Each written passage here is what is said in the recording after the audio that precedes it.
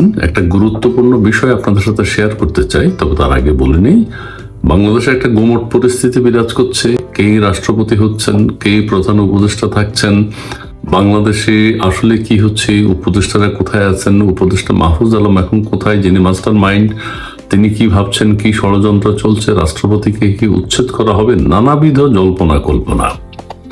তার মধ্যে একটা গুরুত্বপূর্ণ বিষয় যেটি আপনাদের সাথে শেয়ার করতে চাই, একটু চিন্তা করে দেখবেন যে মার্কিন যুক্তরাষ্ট্রের পররাষ্ট্রমন্ত্রী আমাদের প্রধান উপদেষ্টাকে ফোন করেছেন, বা প্রধান উপদেষ্টা মার্কিন পররাষ্ট্রমন্ত্রীকে ফোন করেছেন। কে কাকে ফোন করেছেন সেটা কিন্তু আমরা জানি না। মার্কো রুবিওর সাথে আমাদের প্রধান উপদেষ্টার কথা হয়েছে, এটা আমরা পত্রপত্রিকায় দেখেছি। কি কথা হয়েছে সেটা কিন্তু আমরা জানি না। মার্কো রুবিওর সাথে প্রধান উপদেষ্টার কথোপকথন, এই বিষয়টি নিয়ে কিন্তু খুব একটা আলোচনা হয়নি। মানে এটাকে তো ফলাও করে ঢালাও ভাবে প্রচার করা উচিত ছিল যে বিশাল ব্যাপার ঘটে গেল। ডোনাল্ড ট্রাম্প প্রশাসনের সেকেন্ড পাওয়ারফুল ম্যান, পররাষ্ট্রমন্ত্রী সারা বিশ্বের জন্য, যিনি খুব ক্ষমতাশালী, তিনার সাথে আমাদের প্রধান উপদেষ্টার কথা হয়েছে। এটা তো একটা উৎসবে পরিণত হওয়ার কথা, কিন্তু সেটা হয়নি। আমাদের শফিক সাহেব, প্রেস সচিব শফিক সাহেবের মুখেও এটা নিয়ে কোনো একটা কথা শুনি নেই যে আসলে কি কথা বলা হয়েছে, কি কথা হয়েছে তাদের দুজনের মধ্যে। এটা কিন্তু উদ্বেগ, উৎকণ্ঠার। সরকারি দল ভাবছে কিন্তু বলেনি, খুব একটা ঘটা করে কিছুই হয়নি। আপনারা খেয়াল করে দেখবেন, এটা নিয়ে তো উৎসব করার কথা ছিল। মার্কো রুবিও, ডোনাল্ড ট্রাম্প প্রশাসনের পররাষ্ট্রমন্ত্রী, তিনি প্রধান উপদেষ্টার সাথে কথা বলেছেন, কিন্তু শফিক সাহেব চুপ ছিলেন। পত্রপত্রিকাও সেভাবে ঢালাও করে কোনো কথা বলা হয়নি। আসলে কি কথা হয়েছে এটা আমরা কিছুদিনের মধ্যে জানতে পারবো। এটা হলো এক। দ্বিতীয় কথা হচ্ছে, ফ্রান্স থেকে আমাদের যে ওহী নাজিল হয়েছে, সেখানে বলা হয়েছে যে রাষ্ট্রপতি হতে যাচ্ছেন বেগম খালেদা জিয়া, প্রধান উপদেষ্টা হচ্ছেন তারেক জিয়া। নানাবিধ কথা হয়েছে। এখন আসলে কি হচ্ছে? আবার বলা হচ্ছে যে না, বেগম খালেদা জিয়া না, তার মানে ফ্রান্সে তার মতামত হলো কিভাবে আমাদের সম্পাদক মাহমুদুর রহমানকে প্রেসিডেন্ট বানানো যায়, এবং প্রেসিডেন্ট বানালে পরে বাংলাদেশ একটা মহাজঙ্গি রাষ্ট্রে পরিণত হবে। পশ্চিমা দেশগুলো তাই চায়। আর ইউনূস সাহেবের যে কথাটা বলা হচ্ছে, যে ইউনূস সাহেব নিজেই নাকি তাকে মার্কিন যুক্তরাষ্ট্র মোটিভেট করেছে বাংলাদেশকে এই অবস্থানে নিয়ে যাওয়ার জন্য। ইউনূস সাহেব বাংলাদেশকে একটা জঙ্গি স্থান হিসেবে পরিণত করেছে, এবং তার চেয়েও বেশি ধারণা করা হয়, তার চেয়েও বেশি জঙ্গি স্থান হিসেবে বাংলাদেশকে বিশ্ববাসীর কাছে পরিচিত করতে পারবেন আমাদের সম্পাদক মাহমুদুর রহমান।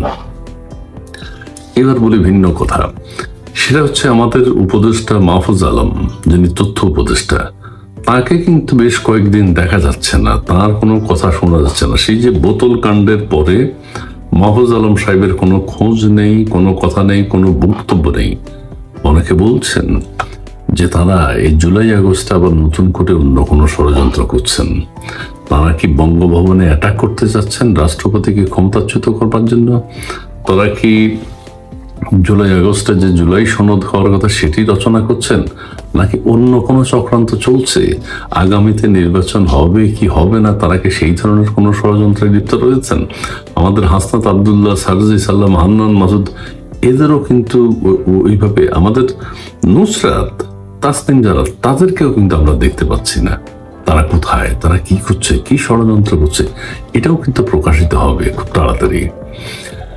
আরেকটা জিনিস যেটা হচ্ছে যে আমাদের ইসলামী দলগুলো, বিশেষ করে হেফাজত, বাংলাদেশ ইসলামী আন্দোলন, আরো কি কি আছে অনেকগুলো, জামাতে ইসলামী, প্রত্যেকে চায় বাংলাদেশকে জঙ্গি রাষ্ট্র বানাতে। জঙ্গি রাষ্ট্র বলতে তাদের দৃষ্টিতে না, অন্য সাধারণ মানুষের দৃষ্টিতে জঙ্গি রাষ্ট্র। এখন যেমন হয়ে গেছে, আপনারা দৃষ্টান্ত দেখতে পাচ্ছেন, মারামারি, কাটাকাটি, দেশের পক্ষের সমস্ত কিছুকে উচ্ছেদ করে স্বাধীনতা, মুক্তিযুদ্ধ সবকিছুকে ভুলুণ্ঠিত করা হয়েছে। এখন বলা হচ্ছে আমাদের ওই যে হেফাজতের ইসলামী আন্দোলনের যে ফয়জুল করিম সাহেব, তিনি তো প্রকাশ্যে বলে দিয়েছেন যে আমরা বাংলাদেশকে ইরান এবং আফগানিস্তানের মতো বানাতে চাই। তো ইরান এবং আফগানিস্তানের মতো যদি বাংলাদেশ হয়, তাহলে পশ্চিমা দেশগুলো এই দেশকে আস্ত রাখবে না। আপনারা দেখেন, বা আমরা দেখেছি, ইরাক, ইরান, ফিলিস্তিন, তারপরে আমাদের আফগানিস্তান, সিরিয়া, সমস্ত কিছু ধ্বংস হয়ে গেছে, আমাদের লিবিয়া ধ্বংস হয়ে গেছে, আরো অন্যান্য দেশও ধ্বংস হবে। সেই অবস্থানে যাতে বাংলাদেশ যায়, তাহলে পশ্চিমা দেশগুলো বাংলাদেশে ঘাঁটি তৈরি করতে খুব সুবিধা হবে, বাংলাদেশের উপর আক্রমণ চালাতে সুবিধা হবে। এটি হচ্ছে বাংলাদেশের জন্য আশঙ্কার বিষয় এই সিজনটা, এই রিজিমটা যে চলছে। আরেকটা জিনিস খেয়াল করবেন, কাতার, কুয়েত বা সৌদি আরবে আমেরিকা আক্রমণ না করলেও তাদেরকে কিন্তু অর্থনৈতিকভাবে, সামরিকভাবে আমেরিকা একদম নিজের আয়ত্তে রেখেছে। সব দেশে কিন্তু আমেরিকান ঘাঁটি আছে। কাজেই আমরা সেই দিকে যাচ্ছি। মধ্যপ্রাচ্য যেমন আমেরিকার সাথে এখন আর কোনো কথা বলতে পারবে না, মার্কিন যুক্তরাষ্ট্রের এখন চাওয়া হচ্ছে এই অঞ্চলে, মানে আমাদের অঞ্চলে একটা ঘাঁটি তৈরি করা বা কোনো একটা কিছু করা। তারা সেটাই চাচ্ছে। তাহলে রাশিয়া, চীন, ইন্ডিয়া, মিয়ানমার এগুলো মার্কিন যুক্তরাষ্ট্রের অধীনে থেকে যাবে, আয়ত্তে থাকবে। কিন্তু চীন, ইন্ডিয়া এরা আবার চাইবে না বাংলাদেশ অঞ্চলে মার্কিন যুক্তরাষ্ট্রের কোনো ঘাঁটি হোক। আমি এখন যেই কথাই বলতে চাই, বাংলাদেশে যে সবাই আমরা নির্বাচন চাই, নির্বাচন প্রসঙ্গে আসি, নির্বাচন হোক, নির্বাচন হলে এক ধরনের একটা সমাধান। কিন্তু অতীতেও আমরা যা দেখেছি, ভবিষ্যতে আমরা যা দেখব, এখনো যা দেখছি, জ্বলন্ত দৃষ্টান্ত এখন যে লুটপাট তন্ত্র, পরিবারতন্ত্র, প্রত্যেকের নিজের উন্নয়ন, নিজের রাজনৈতিক দলের নেতা কর্মীদের উন্নয়ন ছাড়া এই দেশে আর কোনো কিছু হতে আমরা দেখিনি, হতে দেখছি না, হতে দেখব না।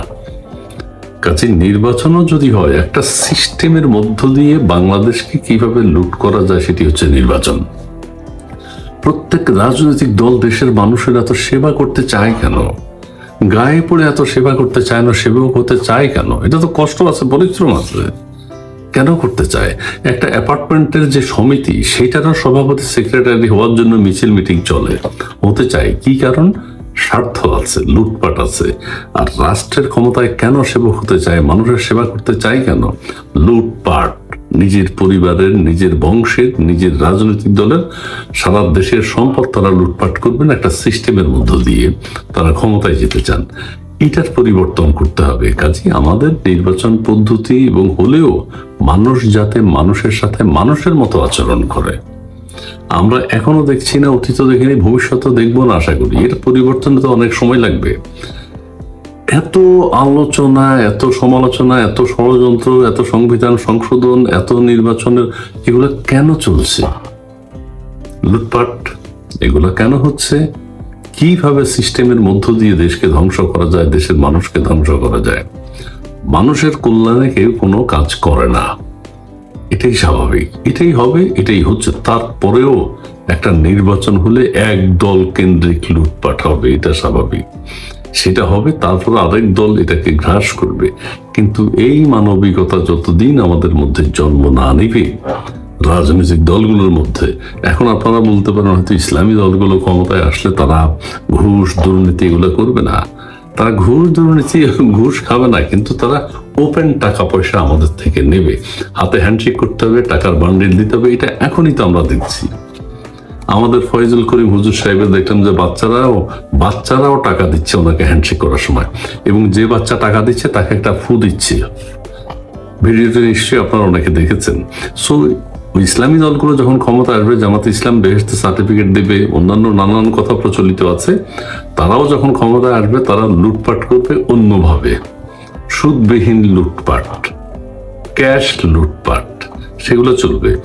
তবে যাই হোক, যত কিছুই হোক, বাংলাদেশের মানুষ উদ্বেগ, উৎকণ্ঠার মধ্যে আছে। এক ধরনের গুমট পরিস্থিতি চলছে। এই অবস্থা চলতে পারে না। পড়াশোনায় চাকরিজীবী, কর্মজীবী যারা আছেন তারা সেইখানে মনোযোগ দিবেন, মনোযোগ দিতে পারছেন না। দেশ নিয়ে ভাবছেন, দেশে কি হচ্ছে, কি হবে, কি হওয়া উচিত, কোনো সমাধান আমরা দেখতে পাচ্ছি না। নিশ্চয়ই বিদেশি শক্তির একটা অংশগ্রহণ বাংলাদেশে আছে, যেই কারণে গুমট পরিস্থিতি। সবশেষ আবারও বলতে চাই যে মার্কো রুবিও মার্কিন পররাষ্ট্রমন্ত্রীর সাথে আমাদের উপদেষ্টার কথা হয়েছে, বিষয়টা কিন্তু অত ঘটা করে পত্রপত্রিকায়ও আসেনি। আমাদের ওই ডাস্টবিন শফিক সাহেব এই বিষয়ে কোনো বক্তব্য রাখেননি। তার মানে ডাল মে কুচ কালা হ্যায়। অনেক স্বাভাবিক সংবাদ, নর্মাল নিউজ কখনো কখনো বেশ রহস্যের জন্ম দেয়। যেমন সোমবার আমাদের প্রধান উপদেষ্টা ডক্টর মোহাম্মদ ইউনূসের সঙ্গে মার্কিন পররাষ্ট্রমন্ত্রী মার্কো রুবিওর সঙ্গে ফোন আলাপ হয়েছে এটা স্বাভাবিক বিষয়, এটি হতেই পারে। কিন্তু যখন এ ধরনের কোনো ঘটনায় যথেষ্ট অস্পষ্টতা থাকবে তখনই মানুষের মধ্যে নানান ধরনের প্রশ্ন জাগবে। প্রধান উপদেষ্টা দপ্তর থেকে যে তথ্য জানানো হয়েছে এ বিষয়ে তা একেবারেই ভাষা, বরং মার্কিন পররাষ্ট্র দপ্তর তাদের ওয়েবসাইটে যে তথ্য জানিয়েছে তা তুলনামূলক বেশ কিছুটা পরিষ্কার। প্রধান উপদেষ্টা প্রেস উইং থেকে যেটি জানানো হচ্ছে বা প্রেস সচিব শফিকুল আলম গণমাধ্যমকে যেটি জানিয়েছেন এই বিষয়ে, সেটি হচ্ছে আজ সন্ধ্যা 7:30 থেকে বাংলাদেশের প্রধান উপদেষ্টা অধ্যাপক মোহাম্মদ ইউনূসের সঙ্গে টেলিফোনে কথা বলেছেন মার্কিন পররাষ্ট্রমন্ত্রী মার্কো রুবিও। 15 মিনিট ব্যাপী এই আলোচনা ছিল আন্তরিক, সৌহার্দ্যপূর্ণ এবং গঠনমূলক, যা দুই দেশের চমৎকার দ্বিপক্ষীয় সম্পর্কের প্রতিফলন। দুই রাষ্ট্রের সরকার প্রধান বা সরকারি পর্যায়ে উচ্চ পদস্থ কর্মকর্তাদের মধ্যে এই ধরনের ফোন আলাপ বা কথাবার্তা হলে স্বাভাবিকভাবেই তো বলা হবে যে সৌহার্দ্যপূর্ণ, গঠনমূলক, চমৎকার আলোচনা। কোনো ধরনের উত্তপ্ত বাক্য বিনিময় হলেও তার কেউ বলে না যার দপ্তর থেকে যে এই বিষয়টি হয়েছে, তাই না? আমি বলছি না এরকম কিছু হয়েছে, কিন্তু এই শব্দগুলো একেবারে অপ্রয়োজনীয়। কি বিষয়ে কথা হয়েছে, কোন সাবজেক্ট ধরে কথা হয়েছে, অন্তত সেটুকু জানালেও মানুষ বুঝতে পারতো যে কি বিষয়ে কথা হয়েছে এবং কে কাকে ফোন দিয়েছেন। মার্কো রুবিও আমাদের প্রধান উপদেষ্টাকে ফোন দিয়েছেন নাকি প্রধান উপদেষ্টা মার্কো রুবিওকে ফোন দিয়েছেন সেটিও স্পষ্ট নয়। তবে যেটি বলছিলাম যে মার্কিন পররাষ্ট্র দপ্তরের ওয়েবসাইটে যেটি উল্লেখ করা হয়েছে তাতে মোটামুটি বোঝা যায় যে মার্কো রুবিওই আমাদের প্রধান উপদেষ্টাকে ফোন দিয়েছেন। সেখানে যেটি বলা হচ্ছে, secretary of state Marco Rubio spoke today with the chief advisor of Bangladesh's interim government, Dr. Mohammad Yunus. The secretary and chief advisor affirmed their shared commitment to deepening economic ties between the United States and Bangladesh and to enhancing security and stability throughout the Indo-Pacific region. অর্থাৎ যুক্তরাষ্ট্র এবং বাংলাদেশের মধ্যে অর্থনৈতিক সম্পর্ক আরো গভীর করার বিষয়ে কথা হয়েছে এবং একই সঙ্গে ইন্দো প্যাসিফিক স্ট্র্যাটেজি নিয়ে বা ভারত প্রশান্ত মহাসাগরীয় অঞ্চলের নিরাপত্তা ও স্থিতিশীলতা বৃদ্ধির জন্য দুই দেশের যৌথ প্রতিশ্রুতি পুনর্ব্যক্ত করা হয়েছে। আগে দুই দেশ যে কমিটমেন্ট করেছিল একে অন্যের কাছে সেটি পুনর্ব্যক্ত করা হয়েছে, এই তো। এবং এটা থেকেও আমরা মোটামুটি বুঝতে পারি যে কি বিষয়ে কথা হয়েছে, কি ধরনের কথা হতে পারে, কি ধরনের প্রতিশ্রুতি নতুন করে দেওয়া হতে পারে একে অন্যের প্রতি, মোটামুটি ধারণা করা যেতে পারে। আর যেহেতু যুক্তরাষ্ট্রের বিষয় সেহেতু এই বিষয়টি নিয়ে তো মানুষের বেশ আগ্রহ থাকারই কথা। তার কারণ আমরা জানি যে যুক্তরাষ্ট্রের সমর্থনের উপরেই ডক্টর ইউনূস সরকার টিকে আছে, অথবা প্রধান উপদেষ্টা ডক্টর মোহাম্মদ ইউনূস এখনো পর্যন্ত টিকে আছেন। যুক্তরাষ্ট্রের যে দুটি প্রধান এজেন্ডা এই মুহূর্তে, করিডোর এবং বন্দর পরিচালনার দায়িত্ব তাদের মনোনীত কোম্পানির কাছে তুলে দেওয়া।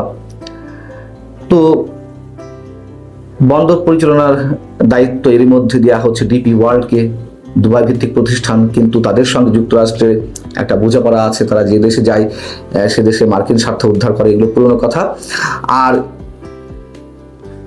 করিডোর ইস্যুতে তো আমরা স্পষ্ট বুঝতে পারছি যে তাদের মধ্যে কোনো কথা হয়েছে কিনা, তার কারণ এখানে ইন্দো প্যাসিফিক স্ট্র্যাটেজির কথা বলা হয়েছে,